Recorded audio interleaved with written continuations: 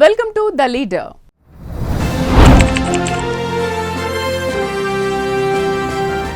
సాధారణంగా లీడర్ అనేవాడు ఎప్పుడూ శాశ్వతంగా పతనమైపోడు. ఒకవేళ ప్రజా జీవితంలో కనుమరుగైపోయినా భవిష్యత్తులో అవకాశం వస్తే ఏదో ఒక రూపంలో మళ్లీ పైకి లేస్తాడు. ప్రజల్లో మనిషిగా, ప్రజల మనిషిగా ఉండడానికి నాయకుడు ఇష్టపడతారు. అలా ఎప్పుడూ ప్రజల జీవితంలో ఉండడానికి ఇష్టపడే నాయకుల్లో ఒకరే బొత్స సత్యనారాయణ. వైసీపీకి ఉత్తరాంధ్ర ఫేస్ వాల్యూ బొత్సనే. ఆయన మీద ఇప్పుడు మాత్రమే కాదు, వైఎస్ హయాం నుంచి కూడా ఓ ప్రత్యేకమైన గురి ఉంది. కాంగ్రెస్ హయాం నుంచే గెలుపోటములు చవిచూస్తూ అనేక ఎదురుదెబ్బలు తింటూ ఇప్పుడు విపక్ష వైసీపీ హయాంలోనూ కీ మెంబర్గా ఉండడం ఆయన నాయకత్వం మీద ఉండే నమ్మకానికి నిదర్శనం. మరి రాబోయే రోజుల్లో రాజకీయ ఎన్నికల సమీకరణాలు మారబోతున్న దర్మిలా ఆయన ప్రస్తుత పొజిషన్ ఎలా ఉంది, ఆయన ఎత్తుగడలు ఎలా ఉండే అవకాశం ఉంది, ఇవాల్టి ద లీడర్లో చూద్దాం. ఎప్పుడూ వార్తల్లో నిలిచి ఉండడం బొత్సకు వెన్నతో పెట్టిన విద్య. నిజానికి నాయకుడికి ఆ లక్షణం ఖచ్చితంగా ఉండి తీరాలి.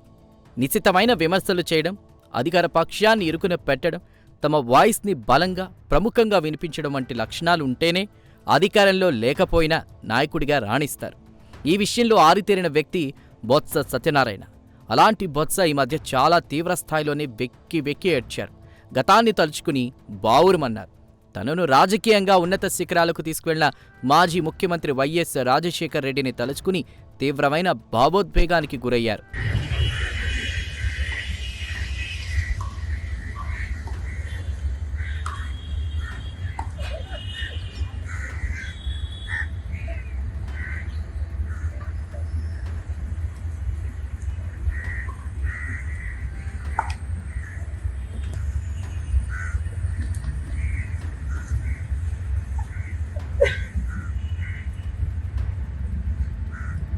బొత్సలాంటి సీనియర్ పొలిటీషియన్ తీవ్రమైన భావోద్వేగానికి గురవడం సంచలనం రేపింది. మంత్రి కింజరాపు అచ్చెన్నాయుడు వైఎస్ రాజశేఖర రెడ్డి మరణం గురించి చేసిన వ్యాఖ్యలు బొత్సను తీవ్రంగా కలిచివేశాయి. వైఎస్ఆర్ మరణం వెనుక జగన్మోహన్ రెడ్డి పాత్ర ఉందంటూ గతంలో బొత్స చేసిన వ్యాఖ్యలను అచ్చెన్న ప్రస్తావించారు. ఆయన వ్యాఖ్యలను ఖండించడానికి బొత్స విశాఖలో ప్రెస్ మీట్ పెట్టారు. ఆ సమయంలో వైఎస్ రాజశేఖర రెడ్డిని తలుచుకుంటూ బొత్స తీవ్రమైన భావోద్వేగానికి లోనయ్యారు. అది సంచలనం రేపింది. అలాగే వైరల్గా కూడా మారింది. తనకు వైఎస్తో విడదీయరాని అనుబంధం ఉందని, రాజకీయాల కోసం, పదవుల కోసం నీచమైన రాజకీయాలకు తాను పాల్పడే మనిషిని కాదు అంటూ ఆవేదన వ్యక్తం చేశారు. వైఎస్ఆర్ మరణం సమయంలో తాను, తన భార్య ఝాన్సీ లక్ష్మి జగన్ను క్యాంప్ ఆఫీస్ నుంచి తీసుకొచ్చామని చెబుతూ గుక్క పెట్టి ఎడ్చేశారు బొత్స. అచ్చెన్నాయుడు చేసిన వ్యాఖ్యలు పూర్తిగా అవాస్తవమని, దిగజారుడుతనానికి నిదర్శనమని, చనిపోయిన వైఎస్ను రాజకీయాల్లోకి లాగడం సరికాదని ఖండించారు. రాజకీయంగా జగన్ ఎదుర్కోవాలంటే ఎదుర్కోండి, అంతేకాని చనిపోయిన వ్యక్తిని ఎందుకు లాగుతారు అంటూ ఏడ్చారు.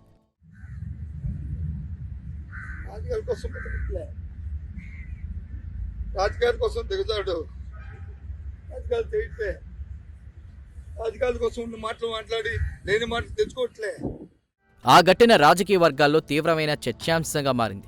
కొందరు అది నిజమైన భావోద్వేగమని వ్యాఖ్యానిస్తే, మరికొందరేమో ఇప్పుడు ఏడుపెందుకు అని విమర్శిస్తున్నారు. వైఎస్ షర్మిల కూడా ఆ ఘటనపై స్పందించి బొత్స ఏడ్చిన కారణమేంటో తెలియదు అని ముక్తసరిగా వ్యాఖ్యానించారు.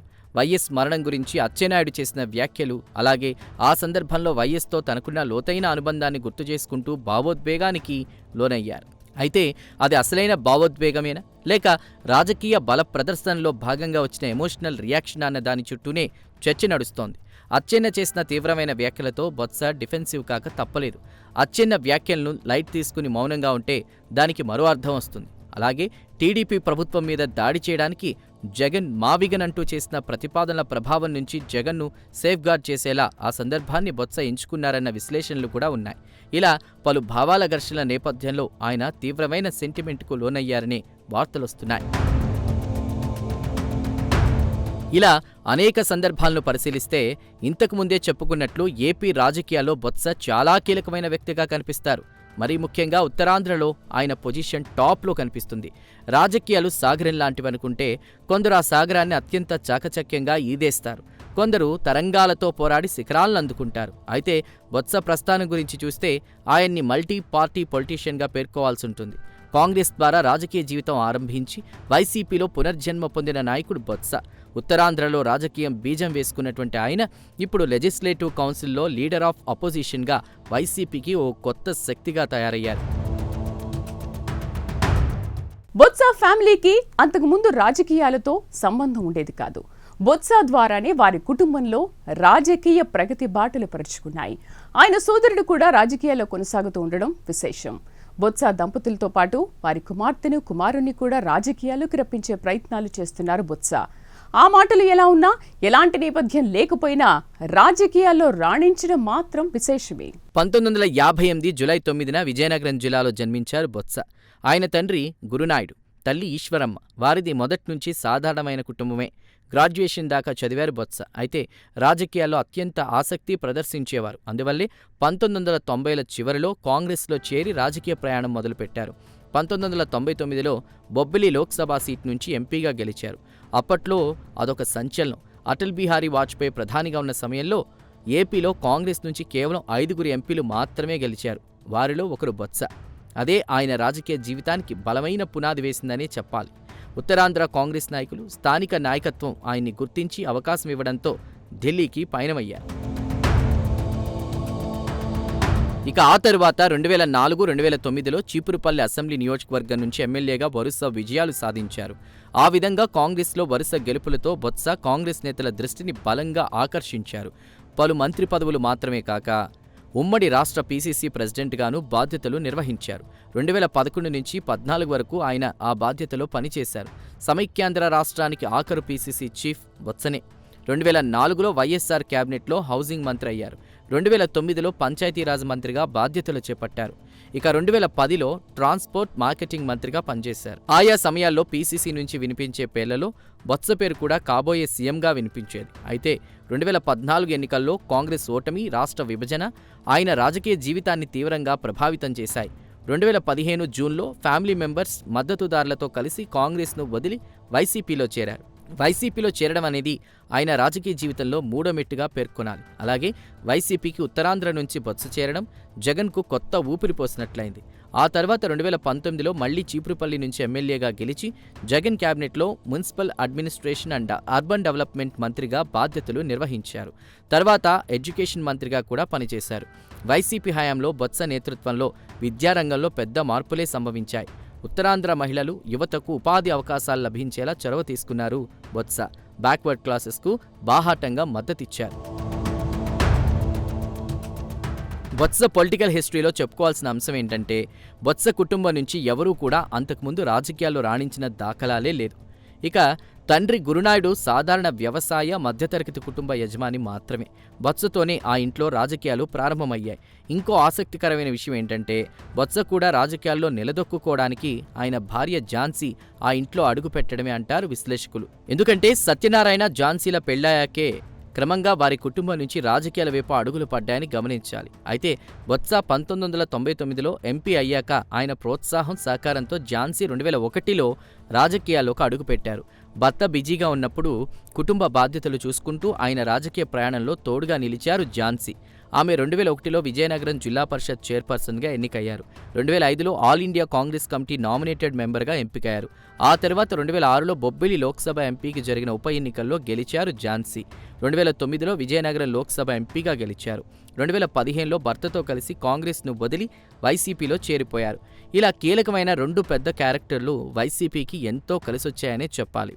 2024లో విశాఖ లోక్సభ ఎంపీగా వైసీపీ నుంచి పోటీ చేసి ఓడిపోయారు ఝాన్సీ. పెళ్లయ్యాక చాలా విషయాల్లో మార్పులు వస్తాయని పెద్దలు చెబుతారు. బొత్స జీవితంలో అది నిజమే అనిపిస్తుంది. ఎందుకంటే ఝాన్సీని పెళ్లాడిన తర్వాతనే బొత్స జీవితంలో రాజకీయ అవకాశాలు తలుపు తట్టాయంటారు విశ్లేషకులు. బొత్సతో పాటు అటు ఝాన్సీ కూడా 2 సార్లు ఎంపీ కావడం ఆ కుటుంబంలో హైలైటింగ్ పాయింట్స్. ఇక ఝాన్సీ పేరెంట్స్ వైపు చూసుకున్న వారిది కూడా రాజకీయ కుటుంబం కాదు. వారిది పూర్తి సాధారణ కుటుంబమే. తండ్రి పోలీస్ అధికారి. రాజకీయ నేపథ్యం అసలే లేదు. కానీ బొత్స ఇంట్లో ఝాన్సీ అడుగుపెట్టిన తర్వాత ఆ కుటుంబం రాజకీయాల్లో బలమైన ముద్ర వేయడం ఆసక్తికరం. బొత్స సత్యనారాయణ మంత్రిగా చేశారు. ఎమ్మెల్సీగా ఎన్నికయ్యారు. ఇప్పుడు లీడర్ ఆఫ్ అపోజిషన్గా ఉత్తరాంధ్ర రాజకీయాల్లో చక్రం తిప్పుతున్నారు. ఇక బొత్స సోదరుడు అప్పల్ నర్సయ్య కూడా రాజకీయాల్లో కొనసాగుతున్నారు. ఆయన కుటుంబ సభ్యులైన మేనల్లుడు మజ్జి శ్రీనివాసరావు వంటి వారు కూడా రాజకీయాల్లో ఉన్నారు. కుమార్తె అనూషను భవిష్యత్ రాజకీయాల్లో ఎంటర్ చేయించి తమ కుటుంబం పట్టు పెంచుకోవాలని చూస్తున్నారు బొత్స. అందుకు గ్రౌండ్ ప్రిపరేషన్ చాలా కాలంగా చేస్తున్నట్లు వార్తలొస్తున్నాయి. మరోవైపు కుమారుడు డాక్టర్ లక్ష్మీనారాయణ సందీప్ ఇంకా యాక్టివ్ రాజకీయాల్లోకి రాలేదు. కుమార్తె మాత్రం రాజకీయ ఎంట్రీకి సిద్ధమవుతున్నారని బొత్స అనునాయులు, ఇతర వైసీపీ కేడర్ ద్వారా తెలుస్తోంది. ఇక రాజకీయ వివాదాలు, సంచలనాల విషయానికొస్తే బొత్సకు ఇలాంటివేమీ కొత్త కాదు. అయితే బొత్స ఓపెన్ మైండ్ కారణంగా అవి సంచలనాలకు లేదా వివాదాలకు దారితీస్తాయనే పేరుంది. ఒకసారి మహిళలు అర్ధరాత్రి రోడ్డుపై తిరగకూడదనే వ్యాఖ్యతో సంచలనం సృష్టించారు. రాజకీయ నాయకుడిగా ఆయన చేసిన వ్యాఖ్య తప్పే కావచ్చు, కానీ మహిళల భద్రతను దృష్టిలో పెట్టుకుని అలాంటి జాగ్రత్తలు ఎవరైనా తీసుకోవాల్సిందే అనే కామన్ సెన్స్తో మాట్లాడారు బొత్స. ఇక కుమార్తె పెళ్లి సందర్భంలో సర్కారు సిబ్బందిని ఉపయోగించుకున్నారనే విమర్శలు వెల్లువెత్తాయి. అందుకోసం ప్రభుత్వ వనరులు దుర్వినియోగం చేశారనే ఆరోపణలు సంచలనం రేపాయి. అనూష పెళ్లికి దాదాపు 80,000 మంది అతిథులను ఆహ్వానించారని, అందుకు పెద్ద ఎత్తున ప్రభుత్వ వనరులు దుర్వినియోగం చేశారనే ఆరోపణలున్నాయి. ప్రభుత్వ అధికారులు, మంత్రులు, పోలీసులు, 700 మంది కానిస్టేబుళ్లు, 125 మంది అధికారులు, డీఎస్పీలను వాడేశారంటారు. ఇక పంచాయతీరాజ్ శాఖ ఆధ్వర్యంలో పెళ్లి ఏర్పాట్లు, అతిథుల సత్కారాలు జరిగాయని, స్టార్ హోటళ్లను బుక్ చేశారని ప్రతిపక్షాలు ఆరోపించాయి. టాక్సీ యజమానులను కూడా బలవంతంగా అతి తక్కువకు వాహనాలు పెట్టేలా ఒప్పించారనే విమర్శలు ఉన్నాయి. అటు మంత్రులు కూడా వారి అధికారిక పర్యటనలు రద్దు చేసుకుని పెళ్లికి వెళ్లారని, అది అధికార దుర్వినియోగమే అంటారు రాజకీయ విశ్లేషకులు. అంతకుముందు కుమారుడి వెడ్డింగ్ రిసెప్షన్ కోసం ఎగ్జామ్ సెంటర్ మార్చారన్న ఆరోపణలు కూడా ఉన్నాయి. నిబంధనలకు తిలోదకాలిచ్చి గ్రానైట్ మైన్ కేటాయించడం, తక్కువ ధరకు అపార్ట్మెంట్ కేటాయించడం వంటి అంశాల్లో బొత్స అధికార దుర్వినియోగానికి పాల్పడ్డారన్న విమర్శలు ఉన్నాయి. బొత్స సత్యనారాయణ రాజకీయ జీవితంలో చెరిగిపోని ఓ మచ్చపడింది. అదే ఫోక్స్ వ్యాగన్ కుంభకోణం. ఫ్రాడ్ చేసేవారికి సామాన్యులు ఎరగా పడతారని అంతా చెప్పుకుని వాపోతారు. అయితే అప్పుడప్పుడు అధికార పార్టీ నేతలు కూడా అలాంటి వాటిల్లో చిక్కుకుంటారు అనడానికి ఫోక్స్ వ్యాగన్ ఉదంతమే ఓ నిదర్శనం. అయితే ఇందులో బొత్స స్కామ్ చేయడం కాదు, విక్టిమ్గా మారడం ఓ రకమైన విషాదం. 2005లో పరిశ్రమల శాఖ మంత్రిగా ఉన్నప్పుడు విశాఖలో ఫోక్స్ వ్యాగన్ కారు ఫ్యాక్టరీ స్థాపనకు సంబంధించి 11.67 కోట్లు ఫేక్ కంపెనీకి చెల్లించారనే విమర్శలు వచ్చాయి. సిబిఐ కోర్టులో 2019లో సాక్షిగా హాజరై స్టేట్మెంట్ కూడా ఇచ్చారు బొత్స. వైఎస్ఆర్ ప్రభుత్వం విశాఖలో ఫోక్స్ వ్యాగన్ అనే జర్మనీ కారు ఫ్యాక్టరీని స్థాపించాలని ఆసక్తి చూపింది. దీనికోసం బొత్స సత్యనారాయణ నేతృత్వంలో ఒక డెలిగేషన్ జర్మనీ వెళ్లి ఫోక్స్ వ్యాగన్ అధికారులతో చర్చలు జరిపింది. అయితే హెల్ముట్ షూస్టర్ అనే వ్యక్తితో మరికొందరు కలిసి వశిష్ఠ వాహన్ ప్రైవేట్ లిమిటెడ్ అనేటువంటి కంపెనీని సృష్టించారు. ఈ కంపెనీ పేరు కూడా BW అని ఉండడంతో అదే నిజమైన ఫోక్స్ వ్యాగన్ అని చూపించారు. దీంతో ఏపీ ప్రభుత్వం ఆ కంపెనీకి 11 కోట్ల రూపాయలను ఇనీషియల్ డిపాజిట్గా చెల్లించింది. మరోవైపు నిజమైన ఫోక్స్ వ్యాగన్ కంపెనీ తమకు ఈ వశిష్ఠ వాహనంతో ఎలాంటి సంబంధం లేదని అధికారికంగా తెలిపింది. అటు చెల్లించిన డబ్బు కూడా కంపెనీ అకౌంట్ నుంచి అదృశ్యమైంది. దీనిపై వైసీపీ సర్కారు మీద విపక్షాలు తీవ్రమైన ఆరోపణలు చేశారు. సిబిఐ విచారణ జరిగింది. విచారణ తర్వాత సిబిఐ బొత్స సత్యనారాయణకు, ప్రభుత్వ అధికారులకు క్లీన్ చిట్ ఇచ్చింది. వారు మోసం చేసిన వారు కాదని, మోసపోయిన వారు అంటూ క్లారిటీ ఇవ్వడంతో ఆ ఇష్యూ క్లోజ్ అయింది. ఆ సందర్భంలో బొత్స ఉత్తరాంధ్ర యాసలో తన సహజ శైలిలో మాట్లాడిన మాటలు కూడా దుమారం రేపాయి. డబ్బులు పోనాయ్, మరేటి చేస్తామంటూ బొత్స చెప్పడం ఇప్పటికీ చాలామందికి గుర్తుండే ఉంటుంది. ఇక 2024లో టీడీపీ నాయకులు ఆయనపై టీచర్ల ట్రాన్స్ఫర్ల కోసం 60 కోట్ల లంచం తీసుకున్నారనే ఆరోపణలతో ఏసీబీకి ఫిర్యాదు చేశారు. అయితే ఆయన ఈ ఆరోపణలను ఖండించడం విశేషం. ఇక ఇప్పుడు టీడీపీ పాలనలో అమరావతిలో అవినీతి, తిరుమల లడ్డు ధరల పెరుగుదల, భూముల కేటాయింపుల్లో అవినీతి అంటూ బలమైన విమర్శలు చేస్తున్నారు. అధికార కూటమి ప్రభుత్వాన్ని ఇరుకున పెట్టేందుకు సాయశక్తులా ప్రయత్నిస్తూ మీడియా దృష్టిని ఆకర్షిస్తున్నారు. బొత్స పొలిటికల్గా ప్రస్తుత పొజిషన్ చూస్తే ఆయన ఫౌండేషన్ చాలా బలంగానే ఉందన్న వ్యాఖ్యలు ఉత్తరాంధ్రలో వినిపిస్తున్నాయి. 2024 అసెంబ్లీ ఎన్నికల్లో చీపురుపల్లి నుంచి ఓడిపోయిన 2024 ఆగస్టులో విశాఖ లోకల్ బాడీస్ నుంచి ఎమ్మెల్సీగా ఏకగ్రీవంగా గెలవడం విశేషం. ఆ ఎన్నిక తర్వాత వైసీపీ అధినేత జగన్మోహన్ రెడ్డి ఆయన్ని లెజిస్లేటివ్ కౌన్సిల్లో లీడర్ ఆఫ్ అపోజిషన్గా నియమించారు. అందువల్ల వైసీపీలో ఆయన స్థానం చాలా బలంగానే ఉందన్నమాట.